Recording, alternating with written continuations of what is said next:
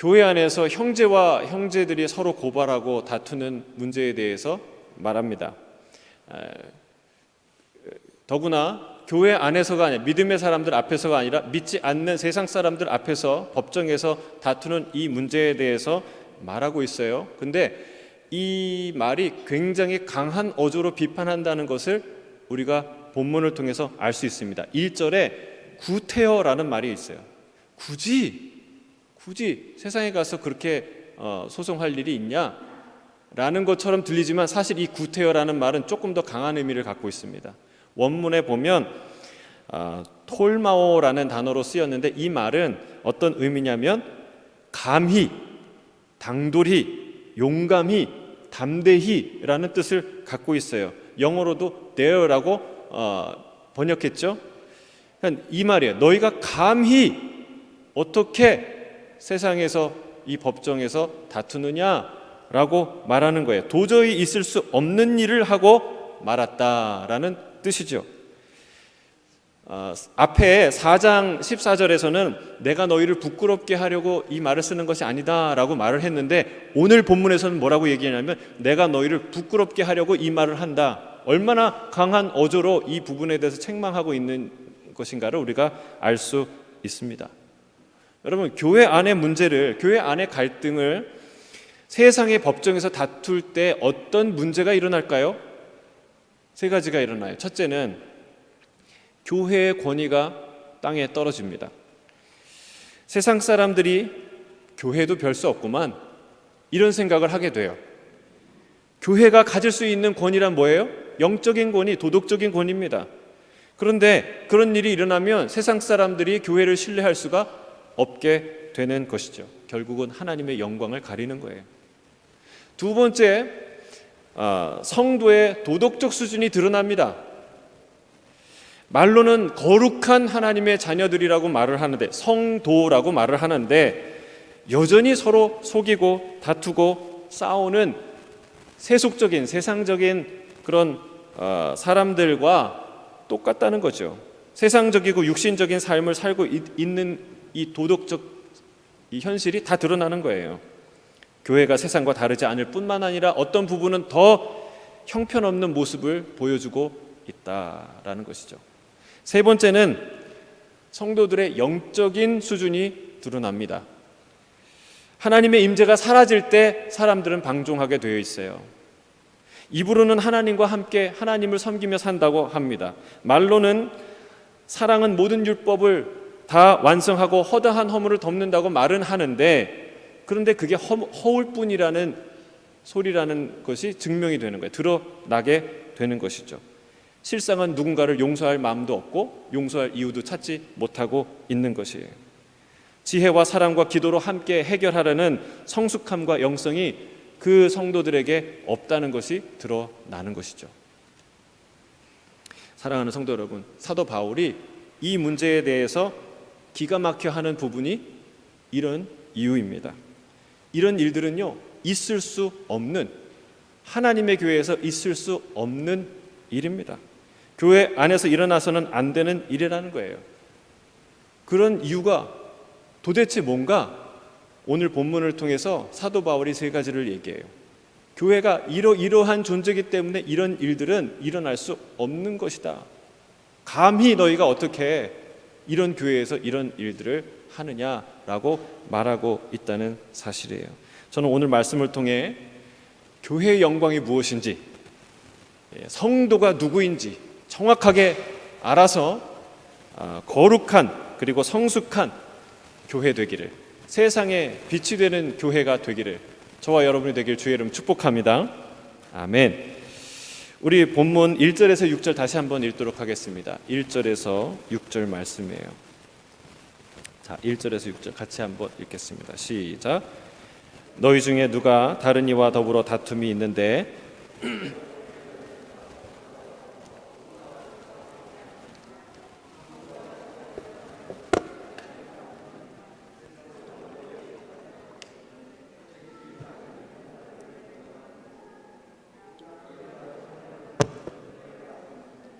그러하든 하물며 세상 일이랴. 그런즉 너희가 세상 사건이 있을 때에 교회에서 경히 여김을 받는 자들을 세우느냐? 내가 너희를 부끄럽게 하려 하여 이 말을 하노니 너희 가운데 그 형제간의 일을 판단할 만한 지혜 있는 자가 이같이 하나도 없느냐? 형제가 형제와 더불어 고발할 뿐더러 믿지 아니하는 자들 앞에서 하느냐? 교회가 세상의 판단을 받을 수 없는 첫 번째 이유는 성도는 세상을 판단할 존재들이라는 사실이에요. 그렇기 때문에 이건 있을 수 없는 일이다. 바울은 성도들이 세상 법정에서 다투는 것을 강하게 비판하고 있습니다. 그러나 바울이 세상의 법적 체계의 그 가치를 다 부정하는 거냐? 그건 아니에요. 그런 말은 아닙니다. 교회가 그럼 사회의 그 모든 법적 역할을 다 떠맡아 안아야 하는 것이냐? 우리가 뭐 법정 부서가 있고 무슨 경찰이 있고 교도소도 있고 다 그래야 되냐? 그건 아닙니다. 바울 자신도 세상의 법정에 고소합니다. 그래서 보호를 받습니다. 그는 세상 권세에 복종할 것을 가르칩니다. 로마서 13장에 보면 나오죠. 세상의 권세는 악을 행하는 자를 징벌하고 두렵게 해서 선을 행하도록 하나님께서 허락하신 하나님의 질서라고 가르치고 있어요. 바울이 탄식하는 것은 무엇입니까? 바울이 애타게 탄식하는 것은 땅에 떨어진 교회의 영광이에요. 이 일로 인해서 땅에 떨어지게 된 교회의 영광입니다. 교회가 세상의 법원이나 경찰 그리고 교도소 역할은 할 수 없고 해서도 안 되겠죠. 분명 교회는 법원이나 경찰서나 교도소는 아닙니다. 그러나 그 이상의 무엇입니다. 교회는 세상의 법보다 훨씬 더 높은 기준이, 도덕적이고 영적인 기준이 구현되는 곳이고, 교회는 경찰보다 양심을 더 두려워하는 곳이고, 교회는 교도소가 할 수 없는, 하지 못하는 실제적인 인격적 변화가 일어나는 곳이 바로 교회인 줄로 믿습니다. 저는 성령 충만한 교회 하나가 법원이나 경찰서나 그리고 교도소를 여러 개 짓는 것보다 훨씬 낫는 놀라운 그런 존재가 바로 교회라고 저는 믿습니다. 아멘이십니까? 교회는 그렇게 영광스러운 곳이에요. 놀라운 곳이에요. 그런데 영적으로나 도덕적으로나 세상의 높은 기준이 되어야 될 교회가 오히려 세상의 판단과 비판을 받는 그런 딱한 처지가 된 것이죠. 세상을 비추는 산 위의 동네가 빛을 잃은 거예요. 빛을 구하러 아랫동네에 내려가서 빛을 구하러 다니고 있는 모양입니다. 우리 본문 2절부터 4절을 한번 보세요. 성경을 보세요. 거기에 바울은 교회와 성도의 영광을 말하고 있어요. 이 기준, 이 생각이 매우 중요합니다. 여기에 내가 이걸 이해하고 있나, 이걸 동의하느냐 안 하느냐가 이 사도 바울의 이야기를 이해하느냐 못하느냐가 결정이 돼요. 성도는 어떤 존재라고 말합니까? 첫째는 세상을 판단할 존재다라고 말하고 있습니다. 두 번째는 세상뿐 아니라 누구까지? 천사까지. 이 천사라는 것은 타락한 천사를 말하겠죠. 타락한 천사까지 판단할 존재입니다. 성도는 만국을 다스리고 판단할 위대한 사람인 줄로 믿습니다. 아멘이세요? 별로 신나해하지 않으시는 것 같아요. 이 위대한 진리를 선포하고 있는데 여러분, 그건 제가 얘기한 게 아니고 성경에서 말하고 있습니다.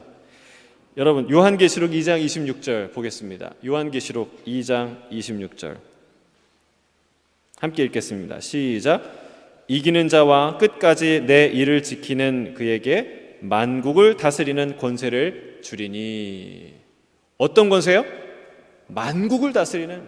나도 그와 같은 권한을 받았다. 나와 함께 만국을 다스리는 사람들이 될 것이다. 할렐루야.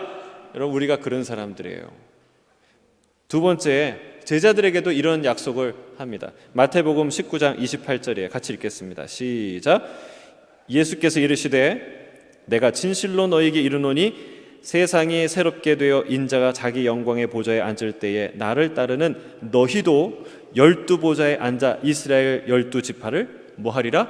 심판하리라. 여러분, 이게 우리에게 주어진 역할이고 영광이라는 사실이에요. 여러분, 기대되지 않습니까? 이게 그림이 그려지십니까? 이게 그려져야 그리스도인이에요. 왜냐하면 우리는 상속자이기 때문에 하나님이 이걸 상속하겠다, 이 권위를 너희에게 주겠다, 이 영광을 너희에게 주겠다고 약속하시고 말씀하셨어요. 그래서 여러분, 사도 바울은요, 이 영광을 사모하는, 이 사모함에 사무친, 가슴에 새긴 사람이 바로 바울이었어요. 로마서에 보면 이 영광의 이야기, 사모함에 구구절절히 드러나고 있어요. 뭐라고 얘기합니까? 자녀이면 또한 상속자, 하나님의 상속자예요. 그리스도와 함께한 상속자니 우리가 그와 함께 영광을 받기 위하여 고난도 함께 받아야 할 것이니라. 생각하건대 우리가 현재 당하는 고난은 장차 우리에게 임할 영광과 비교할 수 없도다. 여러분, 이 사도 바울은 고난, 그 인생을 한마디로 정의하면 고난이에요. 다메섹에 있을 때 아나니아에게 사도 바울에게 가서 안수해라 라고 얘기할 때 안 가요. 그랬을 때 뭐라고 얘기했냐면, 이 사람은 내가 기름 부어 세운 종이다. 그가 내 이름을 위하여 얼마나 많은 고난을 받아야 할지 내가 그에게 알려줄 것이다. 여러분, 하나님의 그 말씀대로, 주님의 말씀대로 사도 바울은 가는 곳마다 반대와 박해와 고난과 핍박을 경험해야 됐어요.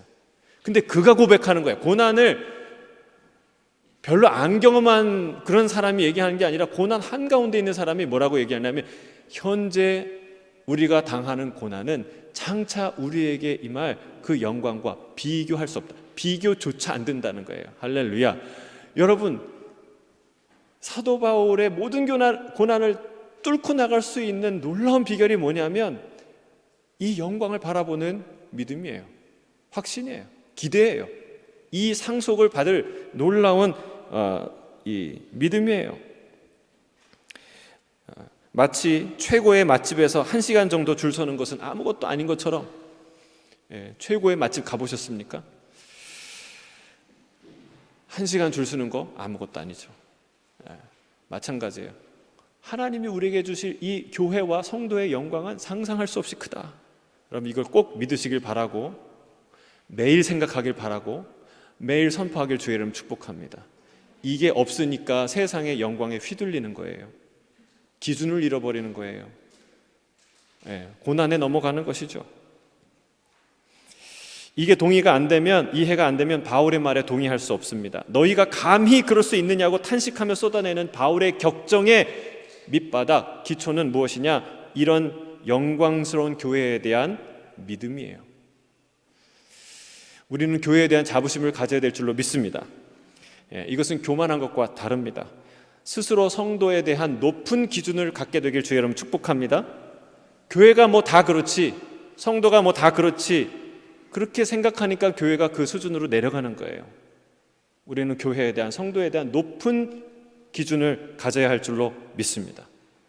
이에 반해서 사도 바울이 세상 재판관을 뭐라고 말하고 있냐면, 1절에는 불의한 자들이라고 말하고 있고, 4절에서는 교회에서 경히 여김 받는 자들이라고 말하고 있고, 6절에서는 믿지 아니하는 자들이라고 말하고 있어요.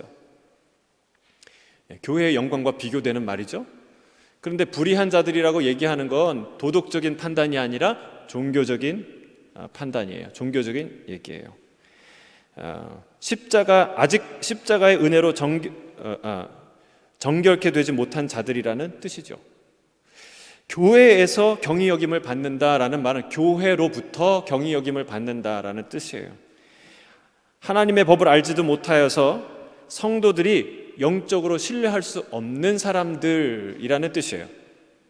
믿지 아니하는 자들이라는 말은 말 그대로 하나님의 존재를 믿지도 않고 인정하지도 않고 알지도 못하는 자들이라는 뜻입니다. 이 모든 말은 그 세상 재판관들을 도덕적으로 비난하는 것은 아니에요.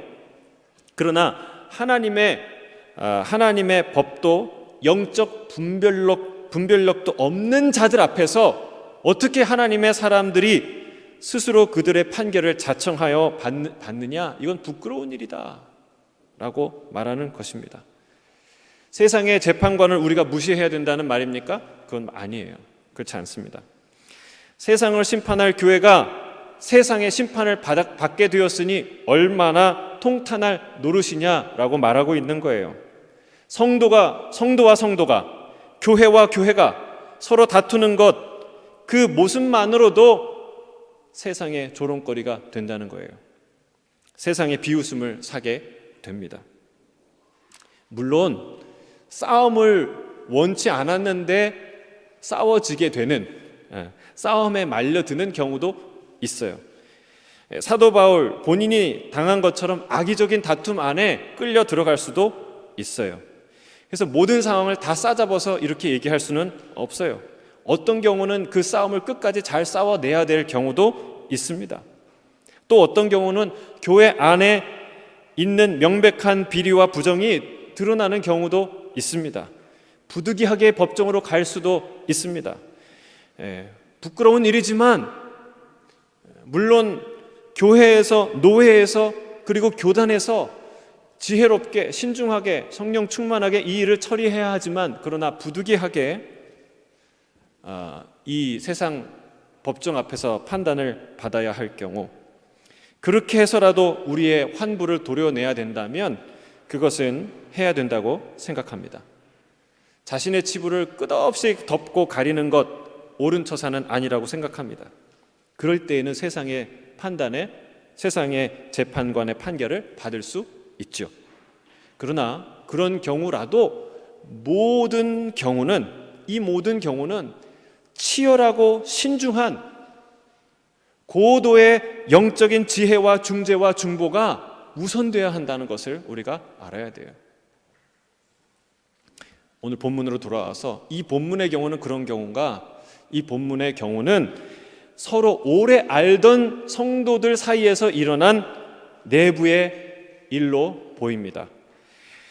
그들은 서로 함께 예배하고, 우리가 함께 예배하는 것처럼 그들은 함께 기도하고 함께 성찬하고 함께 교제를 나눈 형제요 자매요 성도들이었어요.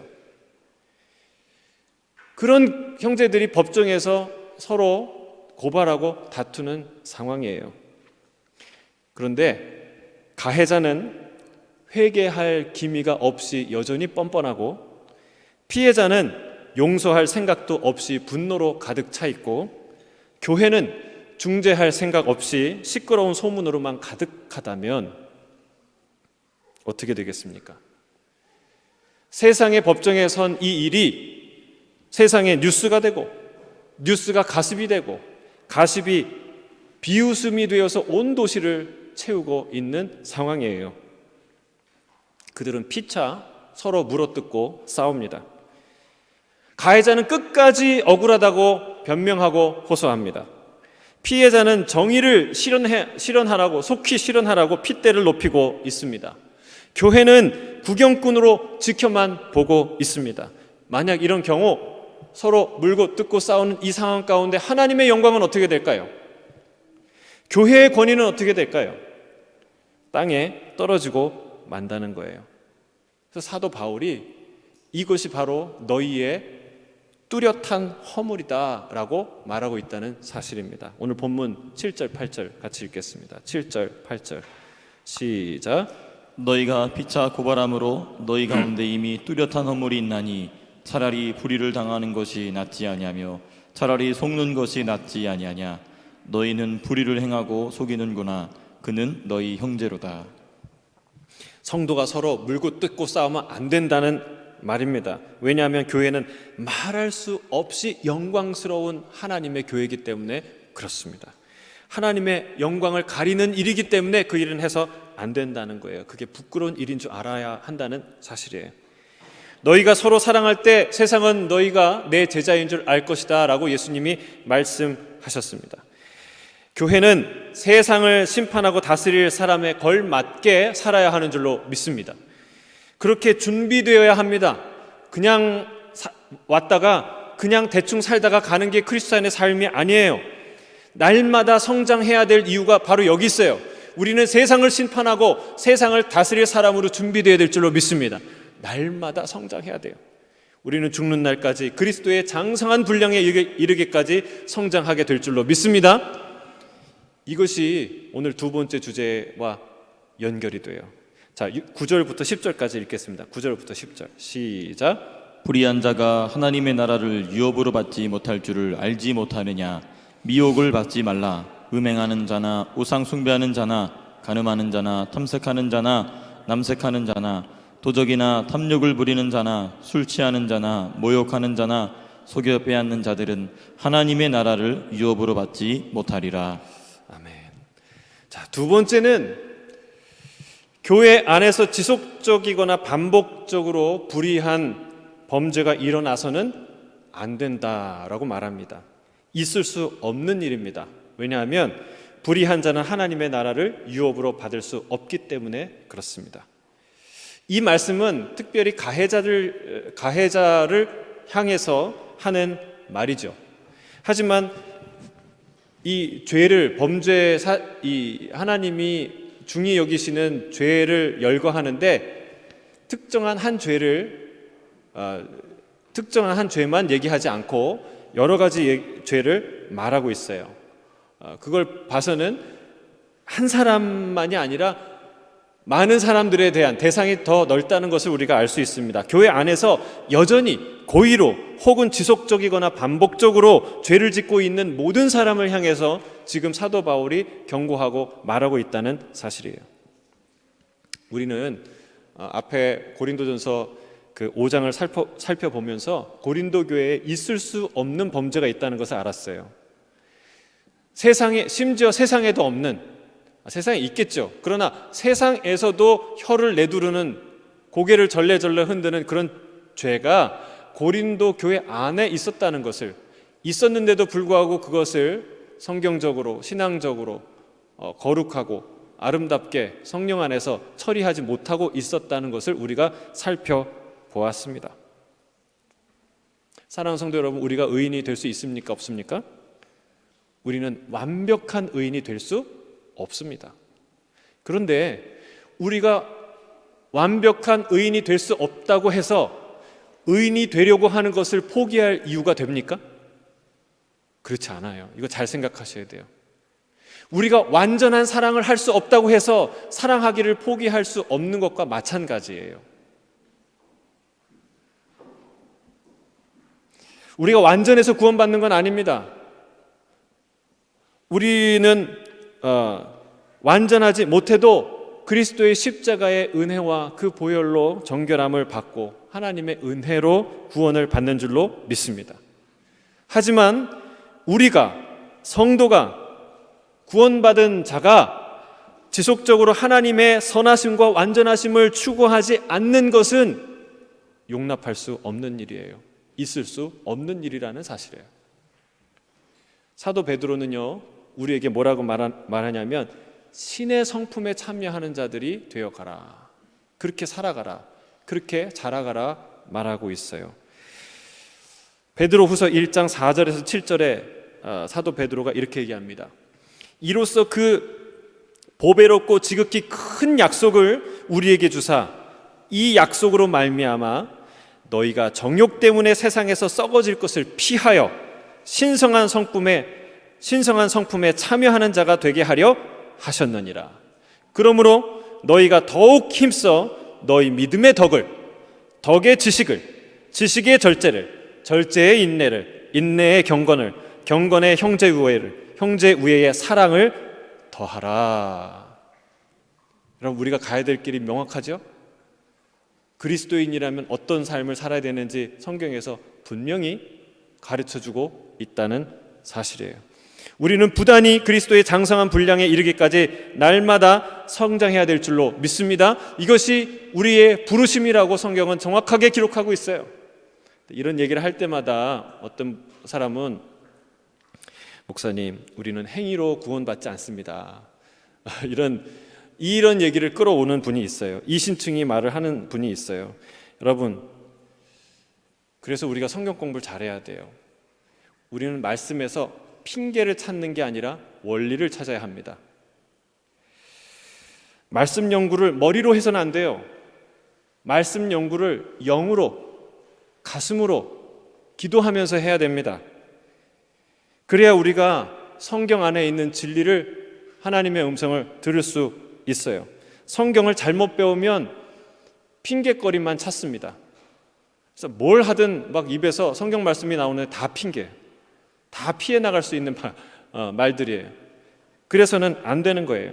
하나님의 말씀은 자기 합리화의 도구로 삼아서는 안 됩니다. 매우 위험한 일이에요. 우리는 성경 속에서 원리를 찾아 그 원리를 적용해야 합니다. 그게 우리가 성경을 대하는 올바른 태도이죠. 자, 오늘 사도 바울은 매우 단호하고 분명하게 말합니다.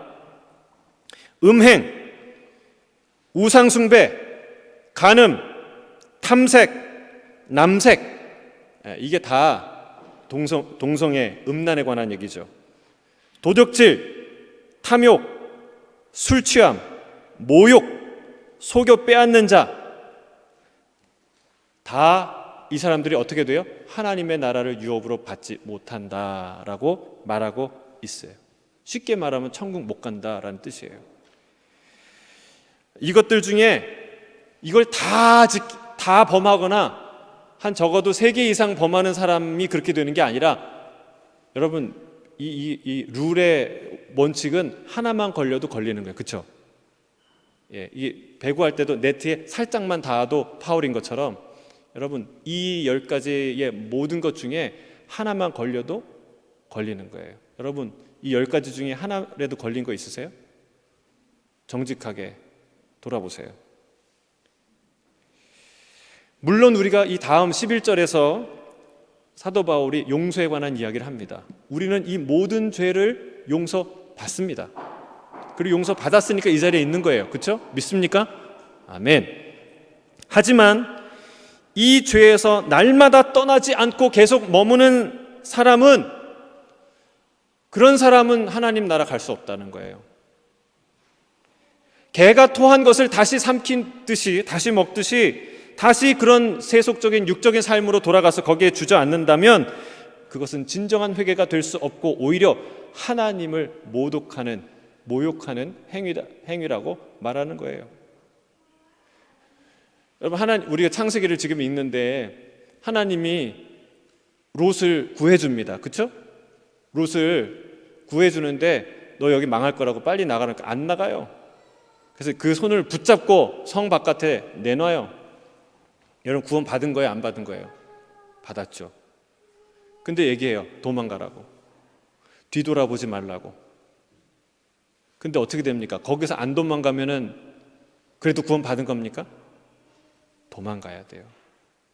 도망가다가 뒤돌아본 그 아내는 어떻게 됐습니까? 소금 기둥이 된 것이죠.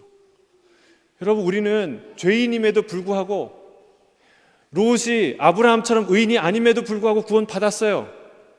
그러나 그게 끝이 아니라 다시 그 소돔과 고모라 성으로 들어가고, 내가 여기서 쏟은 노력이 시간이 얼만데 하고 거기 주저앉으면, 이 좋은 건 내가 어떻게 포기하고 주저앉으면 어떻게 돼요? 하나님 나라 유업으로 받지 못한다는 거예요. 그것을 성경이 명확하게 말하고 있습니다.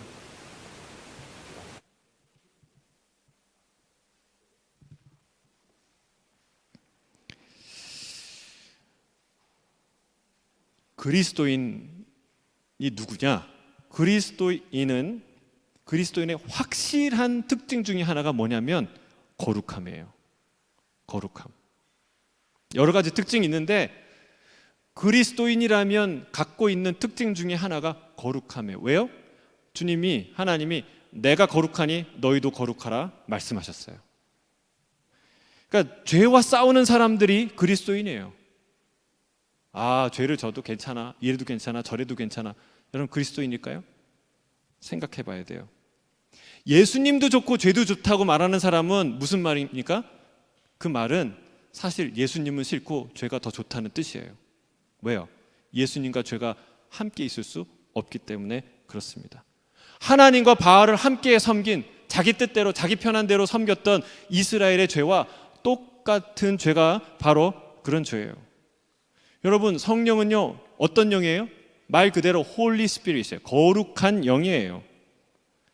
여러분, 거룩은 뭐의 반대 개념이에요? 죄의 반대 개념입니다. 둘이 상극이라요. 상극 알아요? 상극? 함께 있을 수 없는 거예요. 상극이에요. 거룩이 가장 싫어하는 게 죄예요. 죄가 가장 두려워하는 게 거룩입니다. 근데 이 두 가지가 어떻게 함께 있을 수 있습니까? 생각해 보세요. 어둠과 빛이 함께 있을 수 있어요? 말은 돼요. 어둠과 빛이 함께 있더라. 말은 쓸 수 있어요. 그러나 실제로 어둠과 빛은 함께 할 수 없어요. 둘이 함께 있으면 어둠이 도망가든지 빛이 없든지 둘 중에 하나예요. 함께 존재할 수 없는 것이죠. 이것이 불가능하듯이 우리 안에 계신 성령님과 죄는 함께 있을 수 있습니까? 없습니까? 함께 있을 수 없다는 거예요. 우리 안에 계신 성령님이 하시는 일이 뭐냐? 우리 안에 있는 죄를 슬퍼하세요. 너무나 슬퍼하세요. 우리 안에 있는 성령님은 죄의 더럽고 불쾌한 냄새를 매우 싫어하십니다. 우리가 아무리 이런저런 이론과 합리적인 변명의 향수를 뿌려대도 그 매캐한 냄새를 성령님은 정확히 아세요. 그 불편해서 거기서 못 사세요. 힘들어하세요. 숨길 수가 없어요. 그런데 어떻게 내 몸이 성령의 전이라고 말하면서 계속해서 같은 죄를 범할 수가 있냐는 말이에요. 여러분, 거듭난 사람은 죄를 지을 수 없냐? 그렇지 않아요. 거듭난 사람도 죄를 지을 수 있어요. 우리가 약하기 때문에 그렇습니다. 그러나 지속적인 죄의 노예로 살 수는 없는 거예요. 그럼 아멘이십니까? 거듭난 사람이 실수할 수는 있어요. 그러나 지속적인 같은 죄의 노예로 살 수 없는 겁니다. 그렇게 사는 사람을 뭐라고 얘기하냐면 육에 속한 사람이라고 말해요. 사도 바울은 너희가 육신대로 살면 반드시 죽을 것이라 말합니다. 여러분, 이 경고를 반드시 들어야 돼요. 육신대로 살면 어떻게 돼요? 죽을 것이다. 사도 바울이 고린도 지금 전서에서 똑같은 얘기를 하는 거예요. 이런 죄를 짓는 사람은 하나님의 나라를 유업으로 받을 수 없다 말하고 있습니다. 반대로 너희가 영으로서 몸의 행실을 죽이면 살 것이다 라고 얘기해요. 할렐루야. 사는 길을 주고자 이 얘기를 하는 거예요. 이것도 좋고 저것도 좋다 얘기 말하는 건 그건 100% 사탄의 전략이에요. 왜? 진짜 좋은 걸 못 가게 하는 거예요. 교회가 왜 능력을 상실해 가고 있습니까? 자살률, 낙태, 소송, 음행, 이혼, 우울증, 어느 것 하나 세상과 다른 것이 무엇이 있습니까? 교회가 세상보다 더 많이 소송하고, 교회가 세상보다 더 많이 음행하고, 교회가 세상보다 더 많이 싸운다면 세상과 다를 것이 무엇이 있냐는 거예요. 여러분, 뭐 때문에 우리가 세상의 영향력을 잃어버렸습니까? 예수님이 갑자기 사라지셨나요? 우리 안에 계신 성령님이 어느 날 갑자기 능력을 상실하셨나요? 그렇지 않습니다. 성도들이 죄와 싸우지 않기 때문에 그래요. 성도들이 죄와 싸우지 않기 때문에 이 교회의 능력이 상실되어 가고 있습니다. 죄와 친하게 지내기 때문에 그렇습니다. 여러분, 사탄의 전략은 죄에 대한 경계심을 무너뜨리는 것이 최고의 전략이에요. 여러분, 죄와 우상의 이름들을 한번 살펴보세요. 뭐가 우상의 이름이에요?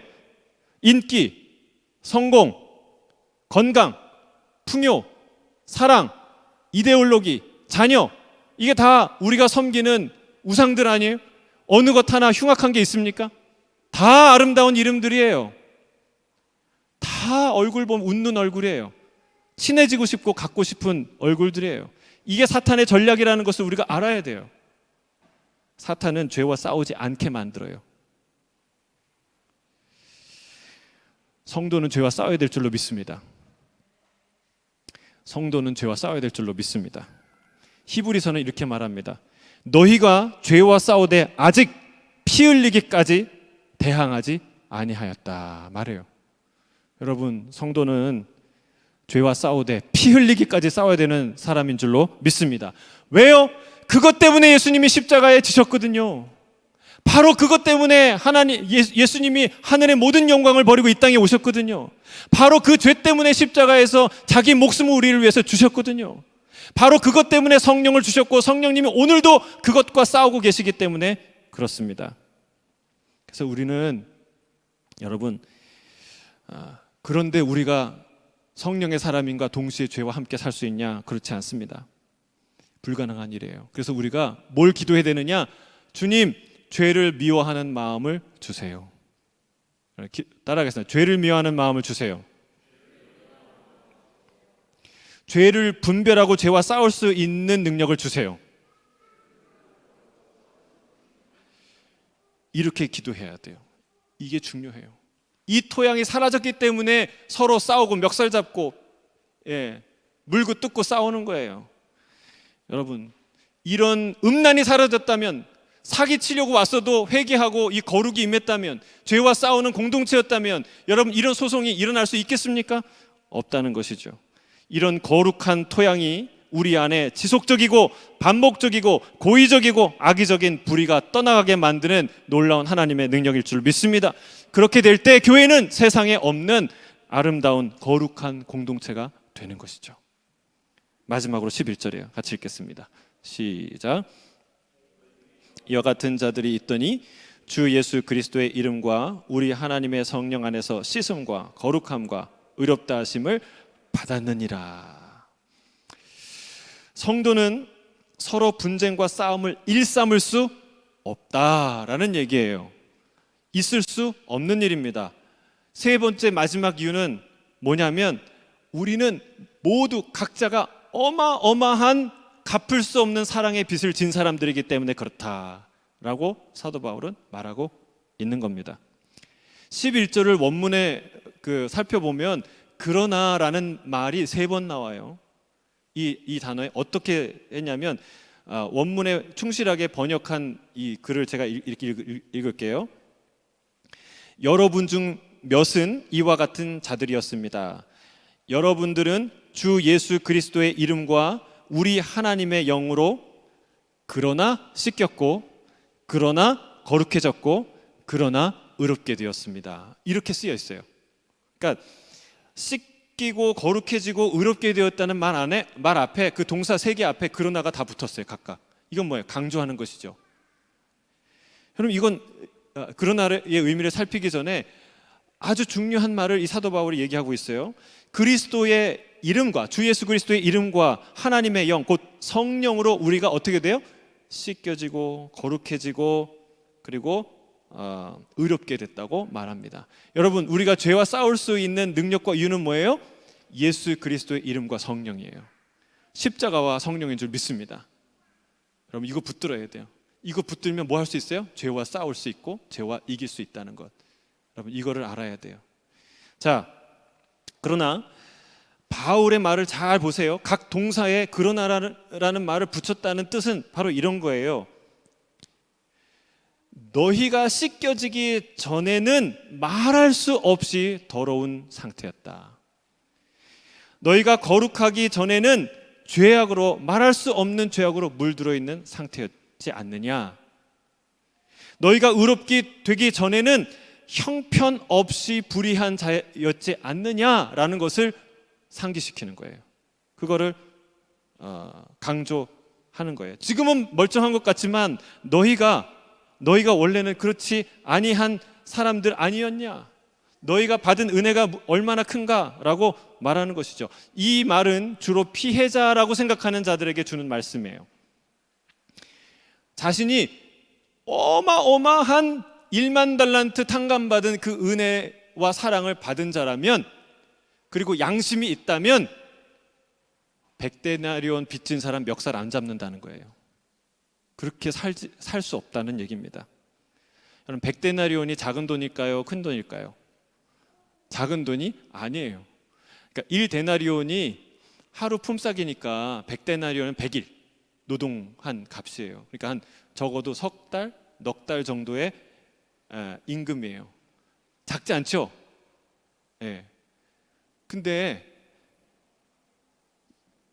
제가 이게 어느 성도의 간증을 들었어요. 제가 잘 아는 분도, 대화 중에 내가 잘 아는 분도 이름이 생각이 안 나고 막 까먹을 때가 있어요. 이런 얘기를 이제 했는데, 자기도 그렇다고, 자기 이름 잘 기억 못 한다고. 근데 신기한 일을 경험했는데 빚진 사람을 정확히 기억하는 그런 경험을 했다고.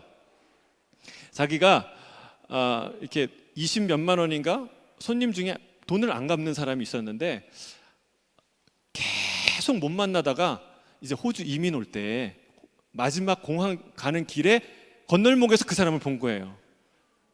근데 얼굴도 희미했는데 이름이 정확하게 기억나더래요. 아무개 누구? 그래서 그 사람 이름 부르고 만나서 결국 그 돈 받았답니다. 아, 사람이 이래요. 이런 얘기를 했어요. 맞아요. 여러분, 이게 인간이에요. 우리가 받은 거는 새까맣게 까먹어요. 근데 받을 거는요, 내일 종말이 오더라도 잊어버리지 않아요. 이게 우리의 인간이라는 거예요. 우리의 연약함이라는 거예요. 우리의 성품이라는 거예요. 여러분, 우리가 왜 싸웁니까? 받아야 될 돈이 있기 때문에 싸우죠. 억울하게 당한 일 때문에 싸웁니다. 저 눈앞에 보이는 저 현저한 저 사람의 죄 때문에 싸웁니다. 100데나리온 빚진 사람 때문에 싸웁니다. 그거 생각만 해도 억울한 일 때문에 싸웁니다. 그거 받아내야, 사과 받아내야, 그 사람을 처벌해야, 그래야 잠이 올 것 같습니다. 그럼 맞아요. 100데나리온 빚진 사람은 돈 갚아야죠. 그게 불의한 일이고 옳지 않은 일이 아니라는 것은 아닙니다. 그래야죠. 문제는 뭐냐? 문제는 그 일 때문에 내가 받은 은혜를 다 까먹고 있다는 거예요. 내가 은혜 가운데 살지 않고 분노 가운데, 다툼 가운데 살고 있다는 사실이에요. 나도 빚진 자라는 걸, 1만 달란트 탕감받은 사람이라는 걸, 그런 사람이었다는 걸 새까맣게 까먹고 있는 겁니다. 그리고 나를 탕감하신 그 은혜와 자비의 은혜로운 그 분이 나를 지켜보고 있고 모든 대화를 듣고 계시고 내가 가는 모든 일정에 동행하고 계신다는 사실을 새까맣게 까먹고 산다는 거예요. 여러분, 그분이 시퍼렇게 눈 뜨고 나랑 같이 있는데, 그 은혜를 주신 분이 있는데, 여러분, 내가 어떻게 100데나리온 빚진 사람 멱살을 잡고 살 수 있겠습니까? 사도 바울은 형제와 피 흘리게 싸워야 한다면 차라리 불의를 당하는 것이 낫지 않냐 말합니다. 차라리 속는 것이 낫지 않냐 말합니다. 여러분, 예수님의 산상수훈이 떠올리지 않습니까? 원수가 왼뺨을 때리면 오른뺨도 돌려대라고 말하지 않습니까? 여러분, 원수한테도 그렇게 하는데 하물며 함께 예배하고 함께 성찬하고 함께 교제하고 함께 은혜를 나눴던 성도들을 그렇게 멱살을 잡고 싸워야 되겠냐라고 사도 바울이 말하고 있는 것이죠. 여러분, 교회는 세상 사람들처럼 물고 뜯고 싸워서는 안 되는 줄로 믿습니다. 세상처럼 고발, 난무하는 곳이 되지 않아야 할 줄로 믿습니다. 여러분, 쉽지 않은 일이에요. 받아야 할 돈을 포기하거나 물어야 될 책임, 그거를 포기한다는 것 쉽지 않습니다. 억울한 일입니다. 세상에는 그런 사람 없죠. 그러나 교회에는 있습니다. 교회에는 있어요. 아브라함처럼 네가 좌하면 나는 우하겠다, 네가 우하면 나는 좌하겠다, 연장자지만 기득권을 갖고 있지만 그걸 내려놓고 뻔히 목축하기에 좋은 곳이 눈에 보이지만 그러나 그런 말을 할 수 있는 사람이 교회에는 있다는 거예요. 요나단처럼 자기가 왕위를 물려받을 왕자지만 그러나 다윗에게 네가 기름 부음 받아 왕이 될 거야 라고 말할 수 있는 사람, 교회에는 있다는 거예요. 요셉처럼 자기를 팔아 넘긴 파렴치한 형들이 자기 앞에서 무릎 꿇고 있는데 그들을 처단할 수 있고 벌을 줄 수 있는 힘이 나에게 있지만 그러나 이 모든 것이 하나님의 섭리였다고 말할 수 있는 사람, 그런 사람이 교회에는 있다는 거예요. 여러분, 왜 그렇습니까? 하늘의 영광을 버리고 이 땅에 오신, 자기 생명을 아낌없이 우리에게 내어주신 그 사랑의 주님, 겸손의 주님이 우리와 함께 하시기 때문에 그렇습니다. 그 못자국 난 손을 우리가 붙잡고 함께 걸어가지 않습니까? 예수님의 못자국 난 손을 붙잡고 동행하는 사람 가운데 형제와 원수의 멱살을 잡고 백대나를 빚진 사람의 멱살을 잡고 살 사람은 없다는 사실이에요. 말씀은 맺습니다. 교회가 불의한 일로 세상의 구경거리, 조롱거리가 되어서는 안 되는 줄로 믿습니다. 있을 수 없는 일입니다. 왜냐하면 성도는 주와 함께 세상을 판단하고 다스릴 영광스러운 존재이기 때문에 그렇습니다. 둘째는 불의한 자는 하나님의 나라를 유업으로 받을 수 없기 때문입니다. 죄와 싸우는 존재가 성도인 줄로 믿습니다. 셋째는 갚을 수 없는 사랑의 빚진 자이기 때문에 그렇습니다. 못자국 난 주님의 손을 붙들고 가는 자이기 때문에 그렇습니다. 거룩한 삶, 그런 놀라운 변화된 삶을 통해 하나님의 영광, 교회의 영광을 드러내는 저와 여러분이 되시기를, 예수 따라가는 교회 성도들 다 되시기를 주의 이름으로 축복합니다. 기도하겠습니다. 사랑하는 주님,